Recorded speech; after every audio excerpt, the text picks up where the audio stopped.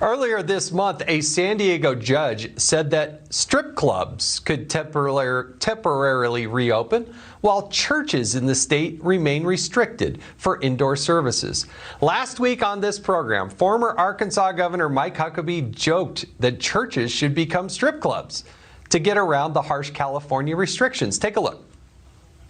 I would think that it's ridiculous to say that people are safer in a strip club than they are at church. But churches across California are going to announce that their pastor will remove his tie during the sermon, and therefore he will take off an article of clothing, making it a temporary strip club so people will be able to go to church. Well, one California pastor took Governor Huckabee's advice and did just that this past Sunday. Watch this.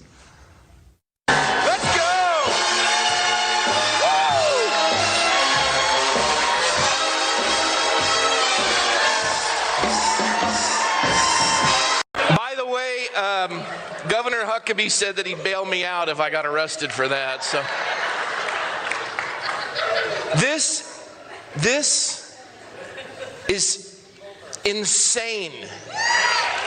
Joining us now is that pastor, senior pastor of Godspeak Calvary Chapel, Rob McCoy, and Fox News contributor Rachel Campos Duffy. Thank you both for joining us. Pastor, I never thought I'd get a chance to say this, but you are really getting jiggy with it up there. I don't know whether that scares me or I should be impressed, but I appreciate your creativity, and I'm sorry that you're having to deal with this. I do think it is insane. I do think it's ridiculous. Explain to us what you're dealing with there in California. Well, I was a previous mayor of the city of Thousand Oaks, where I reside. I was a city councilman. I resigned in April when the governor said that the church was non-essential during our Holy Week. And I knew the council would have to censure me, but I can't live with that. I swore to defend the Constitution, and he's infringing on our rights. And I couldn't do that as an elected official. So I resigned from my office. We held communion, even though the governor said we were non-essential. Abortion clinics are, liquor stores, cannabis distributors, but not the church. And then after he embraced the riots, we were practicing all the CDC standards until we started to realize that this virus did not merit what was happening. He embraced the riots in LA and praised them.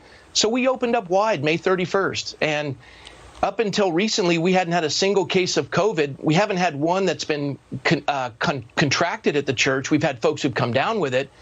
And we were given a restraining order, and they're fining us every Sunday. Every time we're open, the health officials out there noting all the violations, and the health officer got a 12.5% raise, while 65% of the restaurants in our county will never reopen. They've devastated our county, and this is insane. And now you have to strip to remain open as a church. I'm so sorry you're having to go through this. Rachel, you and Sean, you got a beautiful family. What are these types of doing to your family? Like everybody says, we need to be safe, we got to be smart, but some of these ridiculous restrictions, they're hurting people and families, aren't they?